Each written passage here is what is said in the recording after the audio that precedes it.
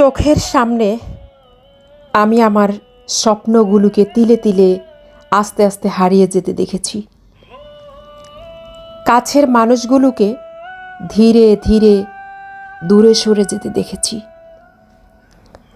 যারা ছিল আমার জীবনের অংশ, তারা একে একে সবাই হারিয়ে গেছে, অনেক দূর হারিয়ে গেছে এবং খুব শান্তভাবে তারা হারিয়ে গেছে। সবাই বলে ভালোবাসা হাসতে শেখায়, কিন্তু আমি সেই ভালোবাসাকে গভীর রাত্রে একাকী কাঁদতে দেখেছি। আশা ছিল ভালোবাসা আমাকে শক্তি দিবে, আমাকে সাহস দিবে, আমাকে জাগ্রত করবে, কিন্তু অনেক সময় সেটা আমার ব্যথার কারণ হয়ে দাঁড়িয়েছে। তবে একটা কথা কি, আমি জানি জীবন এগিয়ে চলে এবং কোনো না কোনো দিন এই কষ্টগুলো একদিন সাফল্যে পরিণত হবে ইনশাআল্লাহ।